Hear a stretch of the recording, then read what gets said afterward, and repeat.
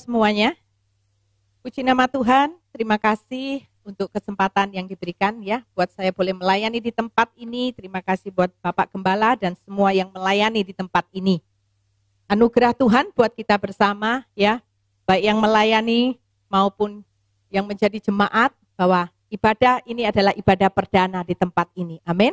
Kita percaya segala sesuatu yang dimulai bersama dengan Tuhan, kita percaya Tuhan juga akan tetap terus menyertai. Amin, saudara. Ya, perkenalkan, nama saya Ibu Debbie, istri dari seorang suami pastinya, ya, dan ibu dari 3 orang anak.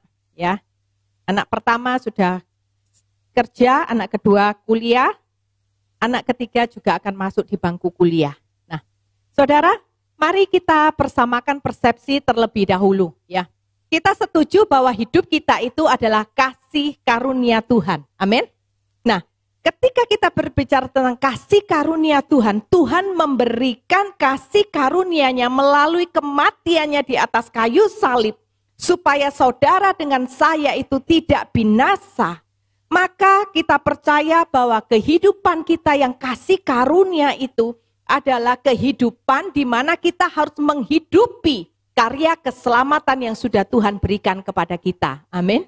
Nah, yang kedua, ketika kita berbicara kasih karunia, itu adalah sesuatu yang sangat mahal, sesuatu yang spesial, sesuatu yang tidak bisa digantikan oleh apapun, sesuatu yang berharga yang Tuhan berikan kepada kita, orang yang tidak layak untuk menerimanya, tetapi Tuhan melayakkan. Nah, oleh karena itu, ketika kita berbicara hidup kita adalah kasih karunia Tuhan, maka kita harus sadar, menghargai bahwa kehidupan kita itu sangat mahal harganya yang harus kita jaga sebaik mungkin dalam kehidupan ini. Amin, saudara. Dan yang ketiga, kehidupan kasih karunia itu adalah kehidupan yang terus berjalan, bukan kehidupan yang mati. Amin. Nah, tema Genesis Church pada bulan Agustus adalah seperjuangan, gitu ya. Bapak Gembala menginfokan kepada saya, Bu, tema bulan ini adalah seperjuangan. Seperjuangan itu artinya kita itu berjuang bersama-sama. Betul ya? Nah, oleh karena itu sudah sepantasnya kita sesama orang percaya, itu kita harus saling mendukung, kita harus bersatu untuk harus saling mendukung, mensupport, mendoakan, menolong bila ada yang jatuh dan bukan menghakimi. Karena apa? Karena kita ini adalah rekan seperjuangan di dalam Kristus Yesus. Amin. Nah, jika ada suami istri, ayo saling senggol ya. Kalau di rumah kita itu rekan seperjuangan di dalam Kristus, bukan rekan untuk apa? Saling otot-ototan gitu ya. Nah, rekan seperjuangan di dalam Kristus untuk apa? Untuk menghidupi karya keselamatan yang sudah Tuhan berikan. Rekan seperjuangan di dalam kehidupan yang harus kita jaga. Karena kehidupan kita itu mahal harganya. Rekan seperjuangan karena apa? Kehidupan orang percaya adalah kehidupan yang terus berjalan. Di mana nantinya kita akan menemui rintangan. Kita akan menemui cobaan di dalam kehidupan kita. Ya. Tema khotbah hari ini adalah B3, bukan B2 ya. Kalau B2 itu saudara nanti bisa dapatkan setelah ibadah ini selesai. Tetapi B3 apa itu? Kita berjuang bertanding bersama. Yuk sama-sama kita buka dalam Ibrani pasal 12 ayat 1 sampai 3. Ibrani pasal 12 ayat 1 sampai 3.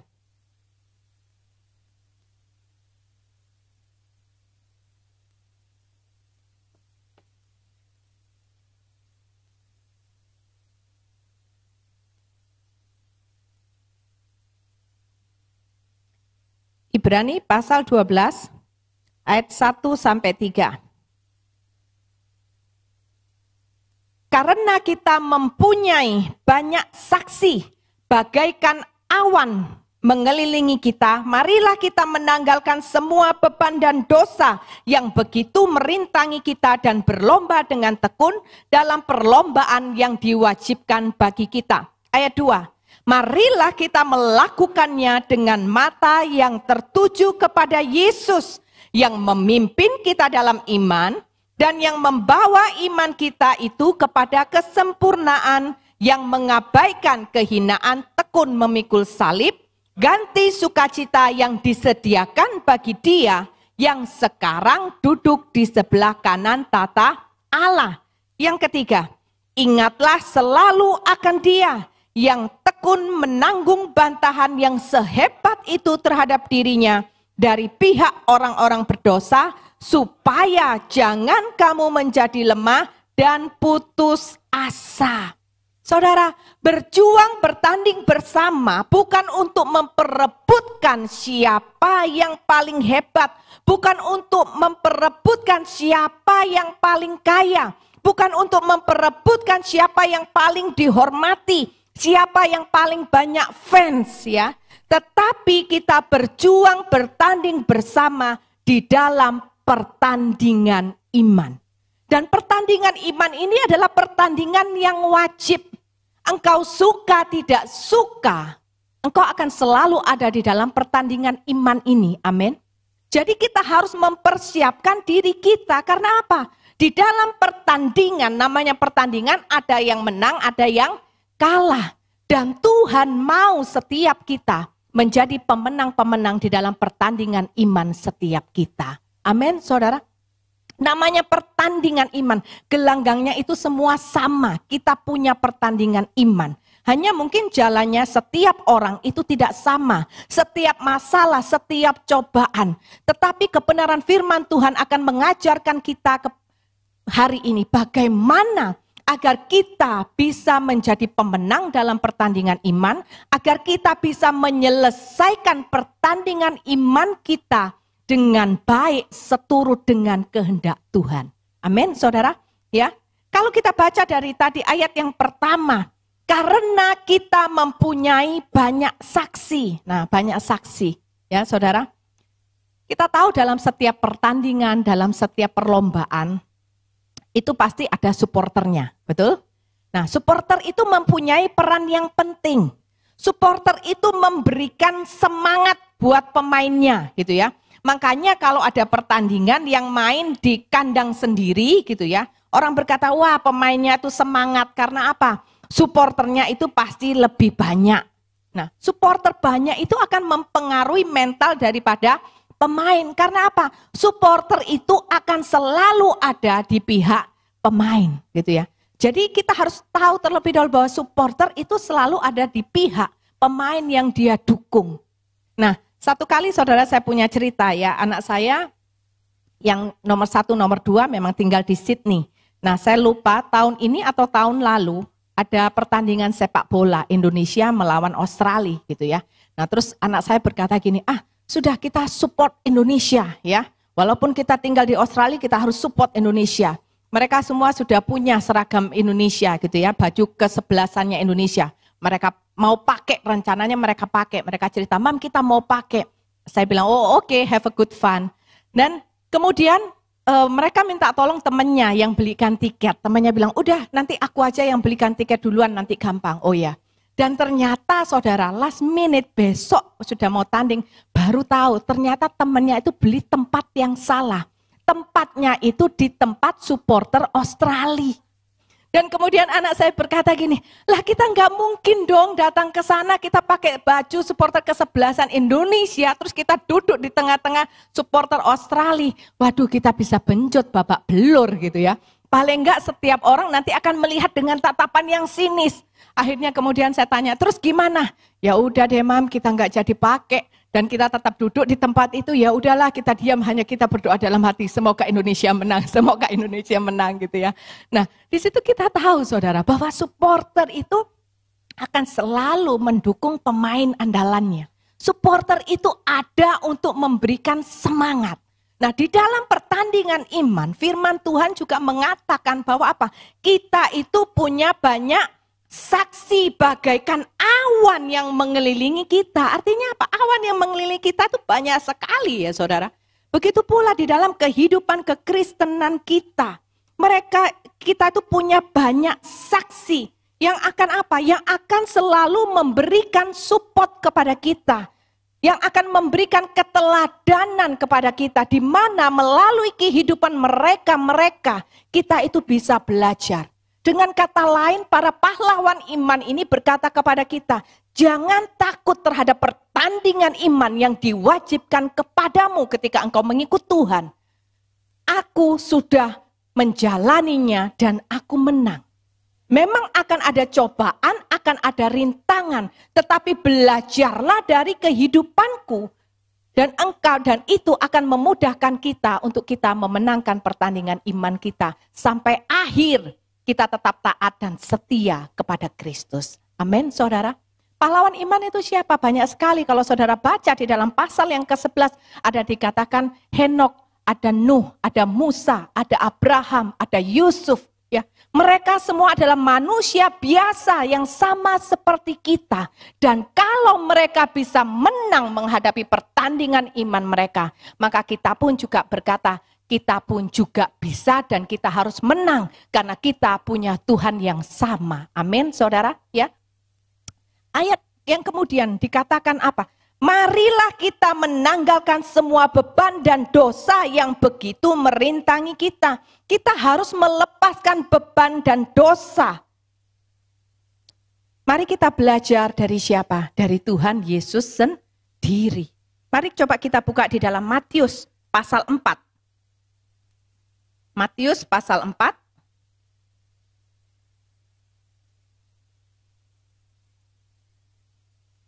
Ayat yang ketiga.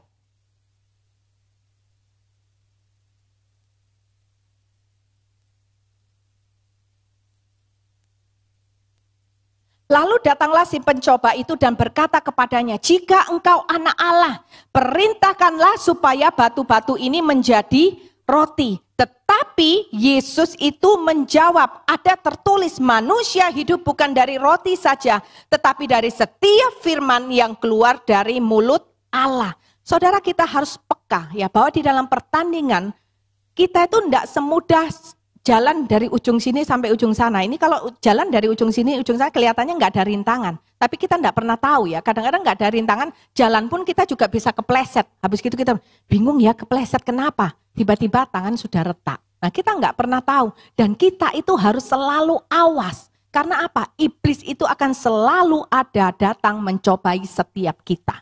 Iblis itu tidak pernah malas. Dia itu giat untuk mencobai saudara dengan saya dan menunggu ketika kita lemah.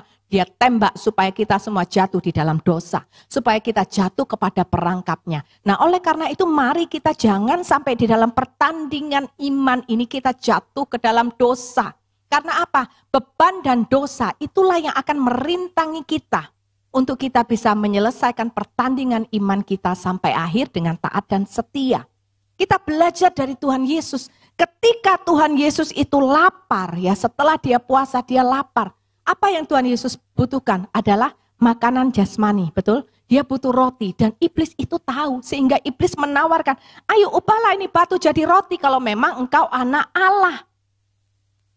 Itu yang iblis cobai kepada Yesus. Nah, kadang-kadang kita pun juga seperti itu.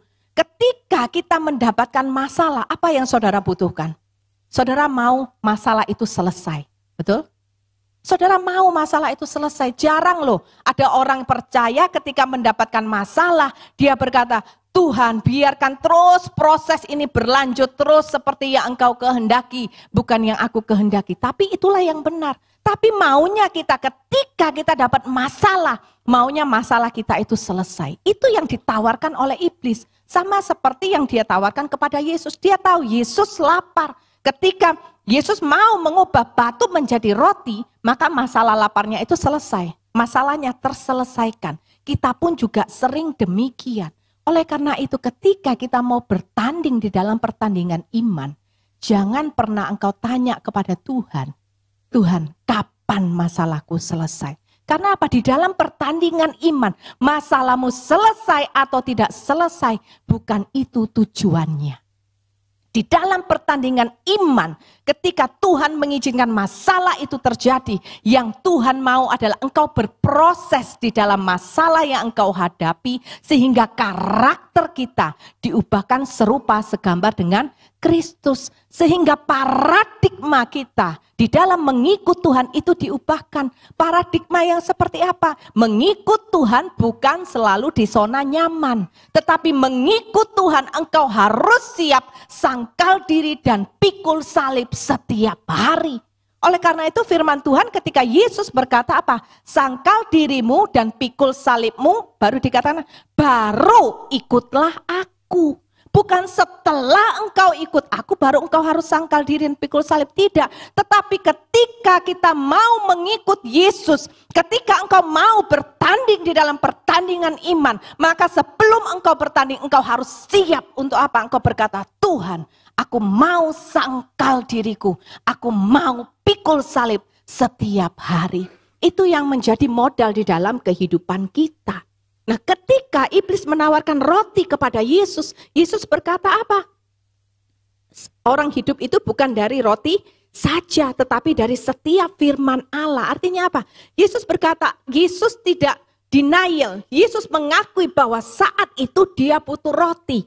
Tetapi Yesus membuat satu declaration bahwa apa? Bahwa dia lebih butuh firman Allah daripada sekedar roti untuk menyelesaikan masalah kelaparannya. Karena apa? Yesus itu tahu tujuan hidupnya. Lihat ya, Yesus melawan setiap godaan iblis itu dengan firman Allah.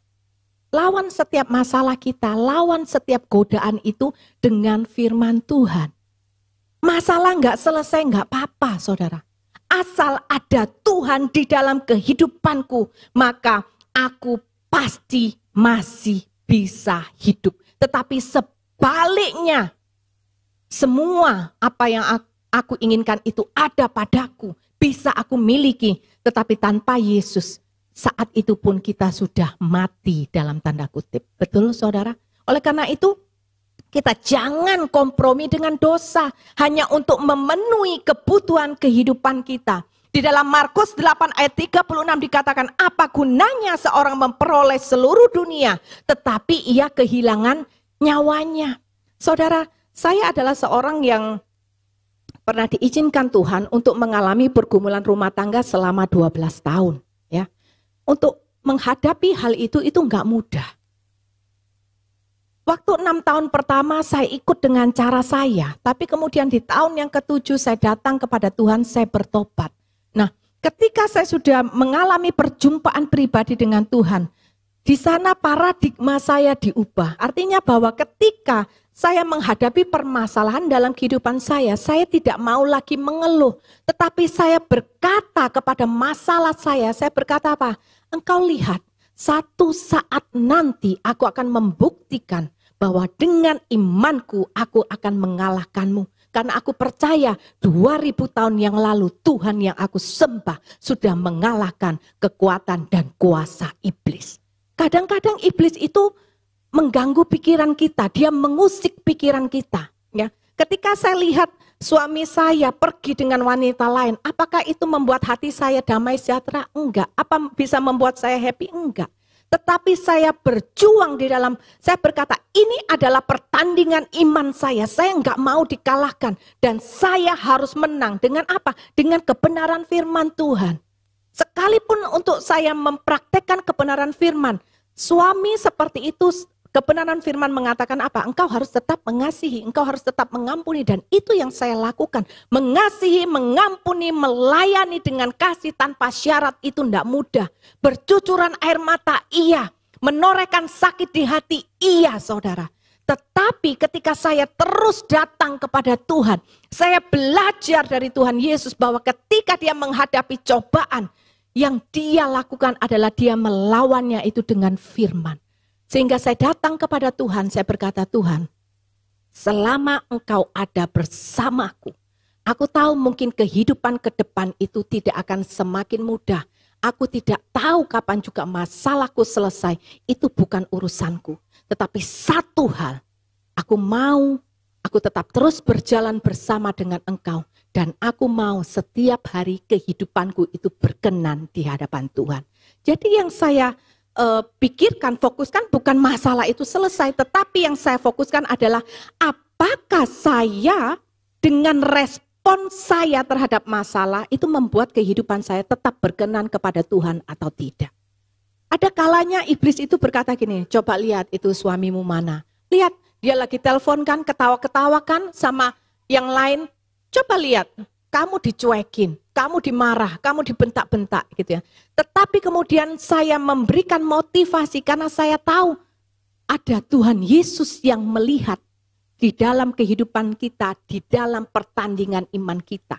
Seperti yang firman Tuhan katakan, kita punya banyak saksi. Saksi itu memberikan kita keteladanan dan Tuhan Yesus melihat pertandingan iman kita.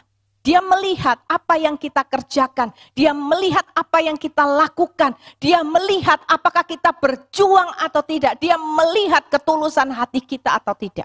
Sehingga kemudian saya berkata kepada diri saya sendiri, saya berkata, iblis, engkau tidak bisa mengganggu pikiranku lagi. Karena buat aku hari ini, sekalipun aku mempraktekkan firman itu tidak mudah. Tetapi aku tahu ketika aku bisa mempraktekkan firman, aku bisa mengampuni, aku bisa mengasihi, aku tetap bisa melayani. Aku tahu bahwa Tuhan Yesus sedang tersenyum melihat ada satu orang anak yang dikasihinya sedang berjuang dengan kesungguhan hati di dalam pertandingan imannya. Amin, saudara. Nah itu saudara yang harus kita tiru ya. Kita lanjutkan Matius 4 ayat 6. Kemudian iblis itu masih enggak berhenti ya. Setelah yang pertama gagal, dia mencobai lagi. Jika engkau anak Allah, jatuhkanlah dirimu ke bawah. Sebab ada tertulis mengenai engkau, ia akan memerintahkan malaikat-malaikatnya. Dan mereka akan menatang engkau di atas tangannya. Supaya kakimu jangan terantuk kepada batu. Ya. Kadang-kadang kita ini berkata kepada Tuhan seperti ini. Tuhan, jika engkau memang ada, jika engkau mengasihi aku, pulihkan masalahku saat ini Tuhan. Atau kadang kita itu memberikan deadline sama Tuhan. Tuhan, pokoknya ya sampai akhir bulan ini, kalau Tuhan tidak tolong, maka I'm sorry, goodbye Tuhan. Siapa yang pernah seperti itu? Ya, saya dulu juga pernah seperti itu.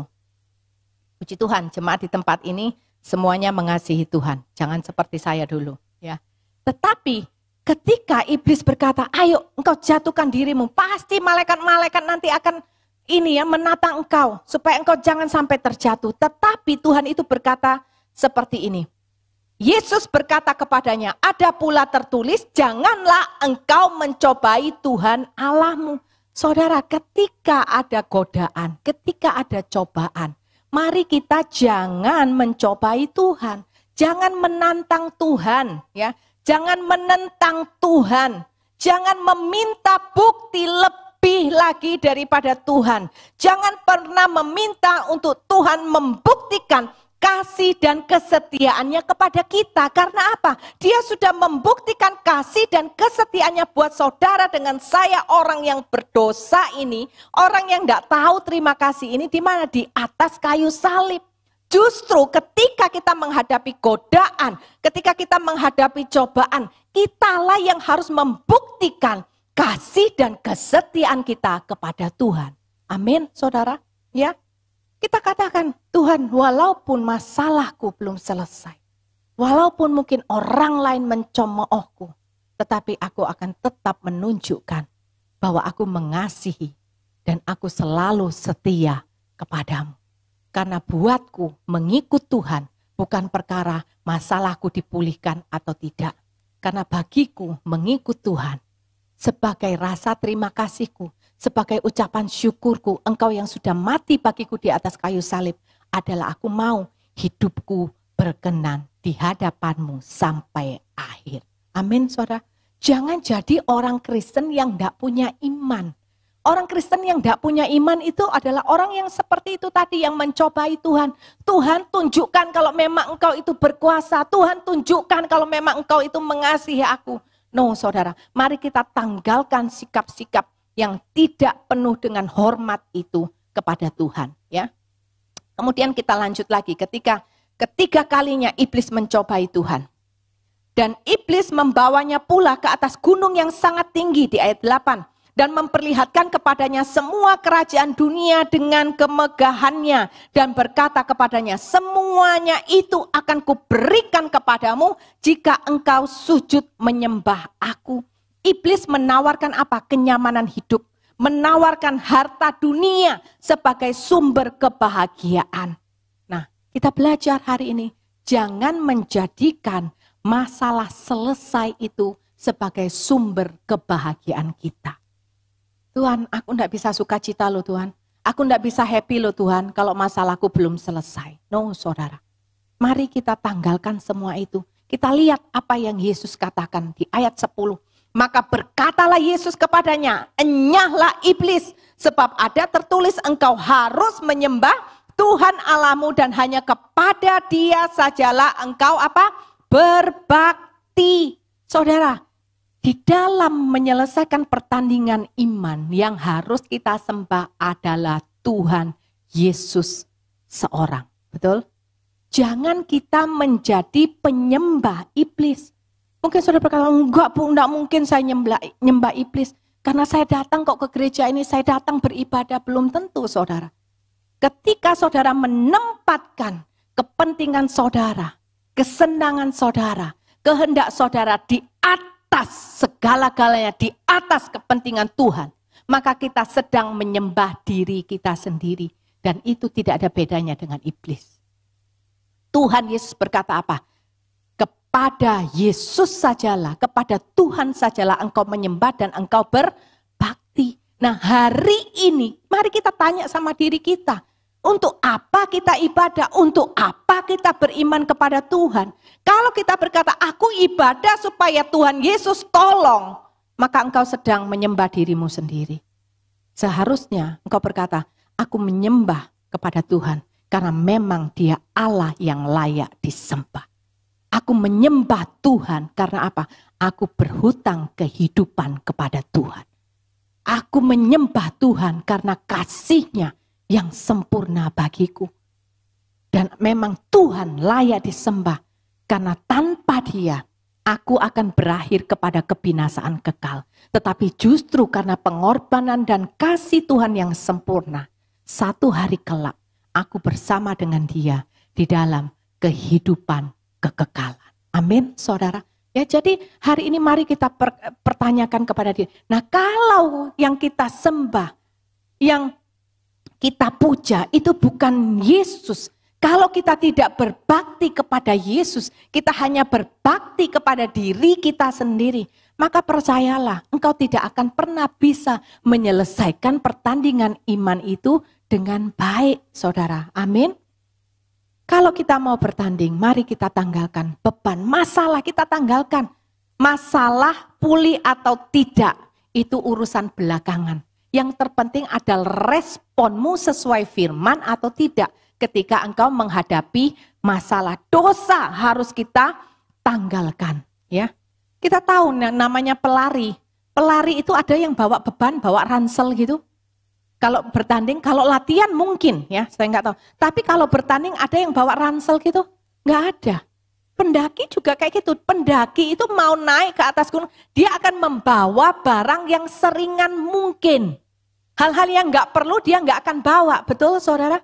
Kenapa? Karena itu untuk meringankan dia supaya dia bisa naik ke puncak. Nah begitu pun juga kehidupan kita. Firman Tuhan sudah memberitahukan, ketika engkau mau bertanding dalam pertandingan imanmu, maka tanggalkan beban dan dosa. Jangan yang engkau pusingkan masalahmu, tetapi bagaimana? Fokus hanya kepada Tuhan Yesus. Kemudian dikatakan setelah menanggalkan beban dan dosa, Ibrani 12 ayat 1 dikatakan apa? Dengan tekun dalam perlombaan yang diwajibkan bagi kita.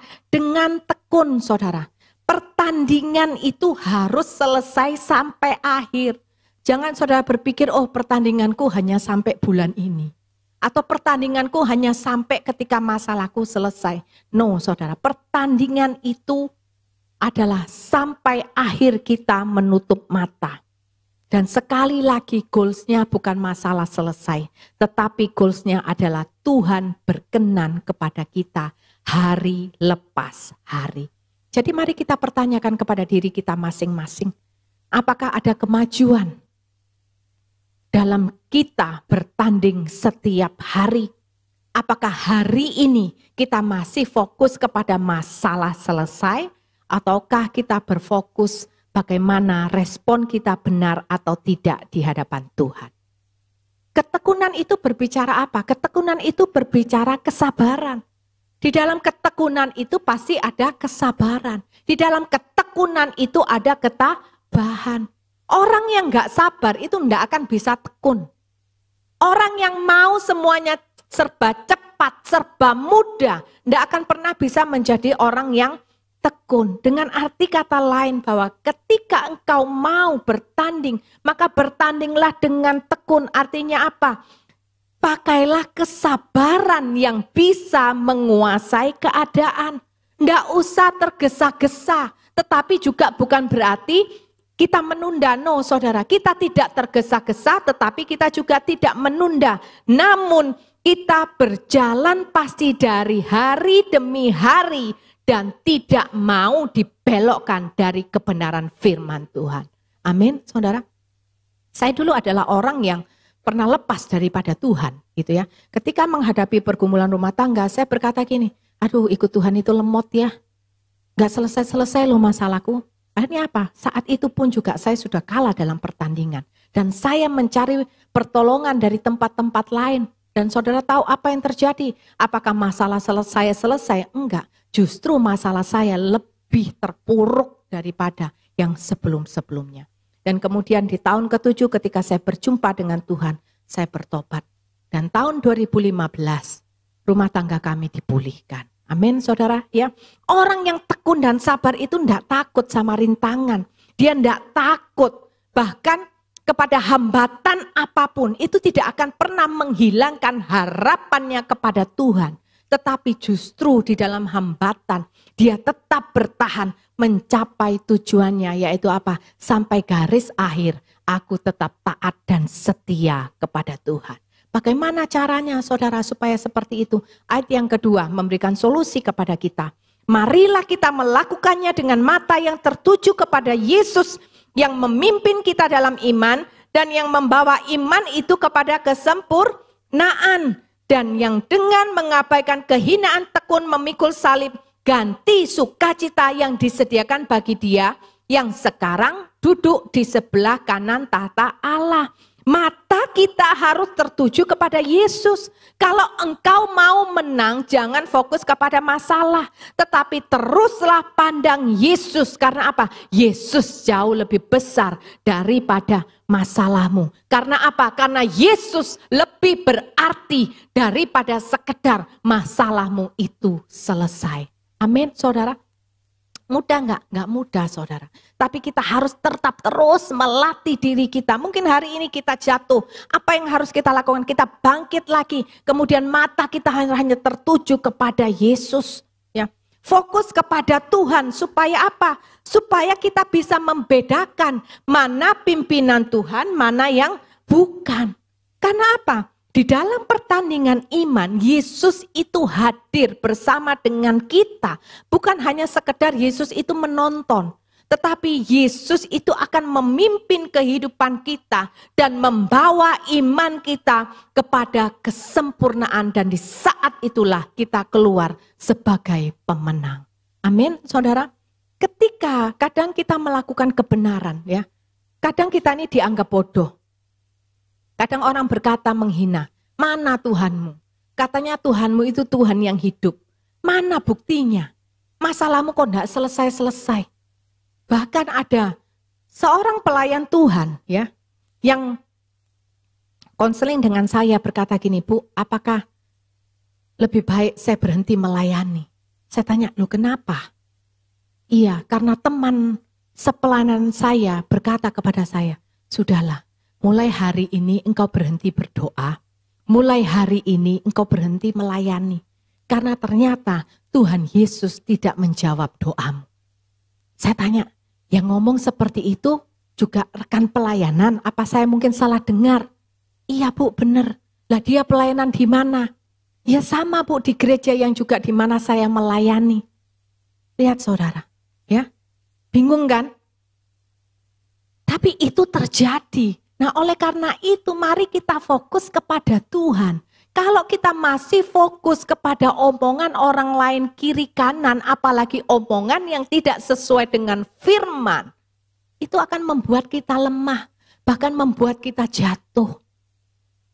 Mari kita berfokus kepada Tuhan dan ingat sekali lagi bahwa tujuan kita bertanding dalam pertandingan iman bukan masalah selesai. Tetapi memang ini adalah pertandingan wajib yang harus kita jalani. Karena kita mau menghidupi karya keselamatan yang sudah Tuhan berikan kepada kita. Tidak usah peduli apa kata orang. Karena yang terpenting apa kata Tuhan buat kita. Amin, saudara. Saya pun percaya ini adalah sebuah pertandingan iman buat saudara semua sekalian yang sudah dipercayakan oleh Tuhan untuk membuka ibadah di tempat ini. Saya tahu itu nggak akan mudah ke depan, tetapi percayalah ada Tuhan. Kalau sudah Tuhan yang memulai, Tuhan yang akan menyertai dan Tuhan akan menyelesaikannya buat kita sampai akhir. Amin, saudara. Kita hanya perlu apa? Berpegang terus kepada Tuhan. Fokus dengan apa yang Tuhan katakan. Fokus kepada kehendaknya. Dan itu yang akan kita lakukan. Salib memang gak enak, saudara. Salib menyakitkan. Masalah itu gak enak. Tetapi di dalam kebenaran firman Tuhan mengatakan semuanya itu akan Tuhan gantikan dengan sukacita. Di ujung sana nanti itu ada sukacita abadi yang akan menanti saudara dengan saya. Dan ketika kita sudah sampai di ujung sana saudara, cemoohan, hinaan orang, itu sudah tidak akan kita ingat lagi. Karena apa? Sukacita yang Tuhan sediakan bagi kita, reward yang Tuhan sediakan bagi kita, itu melampaui semuanya itu. Amin saudara. Ayat yang terakhir, Ibrani 12 ayat 3. Ingatlah selalu akan Dia yang tekun menanggung bantahan yang sehebat itu terhadap dirinya dari pihak orang-orang berdosa. Supaya apa saudara? Supaya jangan kamu menjadi lemah dan putus asa. Ingat, dikatakan apa? Ingatlah selalu. Artinya ingat Tuhan itu jangan on off. Ada kalanya kita ingat Tuhan, ada kalanya enggak ingat gitu ya. Ada seorang ibu yang konseling dengan saya berkata, Bu, makanya ibu ayo berdoa, ibu harus berdoa, ibu berdoa enggak setiap hari?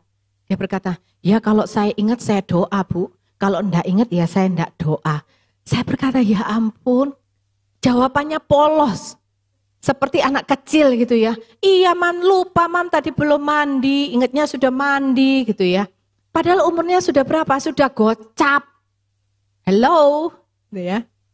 Mari, makanya firman Tuhan itu luar biasa.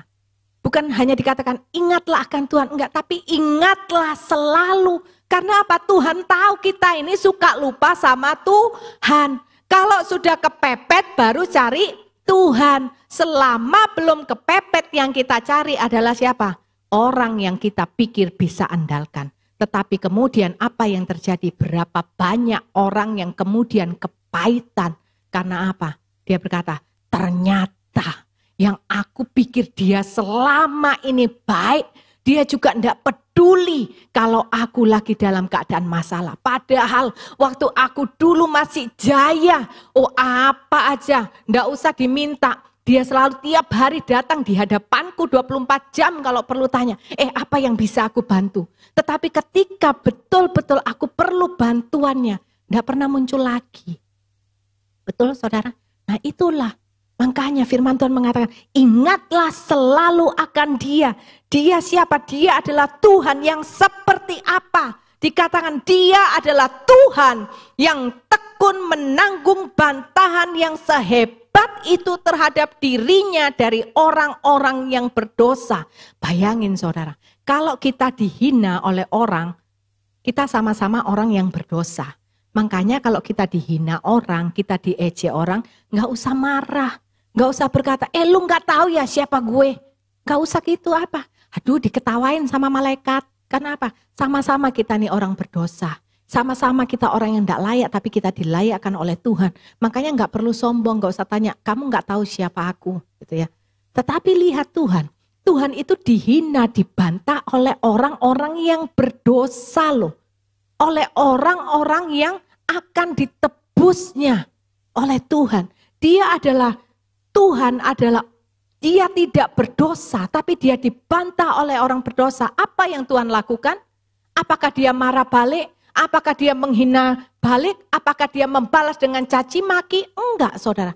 Tetapi dikatakan dia dengan tekun menanggung bantahan. Supaya apa? Dikatakan, supaya jangan kamu menjadi lemah dan putus asa. Ada kalanya kita itu capek memang. Tapi ketika Tuhan Yesus mati di atas kayu salib, dia itu melalui penderitaan demi penderitaan. Amin. Bantahan demi bantahan, cacian demi cacian, makian demi makian. Dia disiksa, dia dicambuk, dia diludahi. Tetapi Tuhan Yesus tidak pernah menyerah. Bahkan ketika dia jatuh memikul salib itu, Tuhan Yesus bangkit lagi. Dia berjalan lagi. Karena apa? Dia tidak pernah menyerah bagi kita agar setiap kita memperoleh keselamatan melalui dirinya. Amin, saudara. Dan dikatakan di ayat tadi, supaya kita jangan menjadi lemah dan putus asa. Artinya Yesus menghadapi semua tekanan itu untuk memberikan sebuah keteladanan buat saudara dengan saya. Sehingga ketika kita menjadi lemah, dikatakan ingatlah selalu akan Dia. Kalau Yesus saja mau bertahan, kalau Yesus saja mau berjuang demi kita, mengapa kita tidak mau melakukan semuanya itu demi Yesus yang sudah terlebih dahulu berkorban bagi kita. Jika Tuhan tidak pernah menyerah buat saudara dengan saya, maka katakan kepada diri kita hari ini, aku pun juga tidak akan pernah menyerah di dalam pertandingan iman. Amin, saudara. Tuhan akan selalu hadir buat kita sebagai seorang sahabat yang tidak pernah meninggalkan kita untuk kita bertanding sendirian. Dia pun juga hadir di dalam kehidupan kita, di dalam pertandingan iman kita sebagai Tuhan. Yaitu apa? Sebagai Tuhan yang memimpin, sebagai Tuhan yang memberikan kekuatan, sebagai Tuhan yang selalu menggandeng tangan kita dan akan terus membawa tangan kita sampai setiap kita sampai di ujung pertandingan iman kita. Amin, saudara. Mari kita jadikan kehadiran Tuhan sebagai kekuatan dan kita berkata, Tuhan, aku tidak akan pernah menyerah, tetapi justru bersama dengan Tuhan, aku akan menjadi pemenang di dalam pertandingan imanku. Amin, saudara. Mari kita ingat bulan Agustus adalah bulan seperjuangan. Kita berjuang bersama-sama di tempat ini. Kita beribadah, kita menyembah. Dan jangan lupa kita juga mempunyai perjuangan yang sama. Mari kita saling mendoakan, kita saling menopang, kita saling menolong. Dan bergandengan tangan bersama dengan Yesus sampai garis akhir kehidupan kita. Amin. Tuhan Yesus memberkati. Mari kita bangkit berdiri, kita datang di hadapan Tuhan. Benar Tuhan, kami melihat dan kami mengalami sendiri bagaimana kebaikan-kebaikan Tuhan itu tidak pernah berhenti di dalam kehidupan kami. Bahkan di saat kami lemah, di saat kami terpuruk, di saat semuanya tidak ada jalan keluar, Tuhan tetap ada bersama dengan kami. Orang lain banyak meninggalkan, tetapi Tuhan tidak pernah meninggalkan kami. Bahkan Tuhan, Engkau selalu menggandeng tangan kami, Engkau selalu menggendong kami, Engkau selalu menopang kehidupan kami. Karena kasih-Mu yang begitu besar kepada kami. Karena Tuhan juga mau bahwa setiap kami bisa menyelesaikan pertandingan kami sampai akhir dengan taat dan setia. Itu yang Tuhan inginkan dari kami. Bapa, biarlah hari ini kami belajar untuk kami melihat kerinduan hati-Mu. Bahwa kami adalah orang-orang yang mau berjuang di dalam pertandingan iman kami. Kami bertanding bukan untuk mendapatkan apa yang kami inginkan, tetapi kami bertanding untuk menyelesaikan apa yang sudah Tuhan kerjakan di dalam kehidupan kami. Terima kasih Yesus. Terima kasih Tuhan. Biarlah menjadi agenda kami. Kami menyelesaikan apa setiap yang menjadi rencana dan kehendak-Mu di dalam kehidupan kami. Itu yang mau kami lakukan. Kami mau berfokus kepada Engkau ya Tuhan. Kami akan ingat selalu bahwa Engkau sudah berkorban dan mati bagi kami. Dan Engkau memberikan keteladanan itu bagi kami. Biarlah itu menjadikan kami untuk selalu kuat. Memberikan kami pengharapan bahwa bersama dengan Tuhan kami pasti bisa menyelesaikan sampai akhir dengan taat dan setia. Kami rindu Tuhan bahwa dalam kehidupan kami, ketika kami berjumpa dengan Engkau, Engkau berkata, Engkau adalah hamba-Ku yang berkenan di hadapan-Ku. Biarlah setiap kami hari ini, kami mau berjuang dengan sungguh-sungguh, dengan iman yang benar, dengan mata yang tertuju kepadamu, sampai hari itu, dan kami mendengar Engkau sendiri yang berkata kepada kami, bahwa kami adalah hamba-hamba yang berkenan di hadapan-Mu. Tuhan, selidiki hati kami, kami mau buang setiap masalah yang menjadi berhala, setiap beban yang menjadi berhala, setiap dosa kami mau tanggalkan, supaya di dalam pertandingan iman kami tidak dirintangi oleh apapun, dan kami berjalan bebas dengan tangan Tuhan yang menggandeng dan memimpin kehidupan kami. Terima kasih Tuhan yang baik, biarlah nama Tuhan selalu dipermuliakan di dalam kehidupan kami sampai selama-lamanya. Mari katakan sekali lagi di hadapan Tuhan, telah kulihat kebaikan-Mu.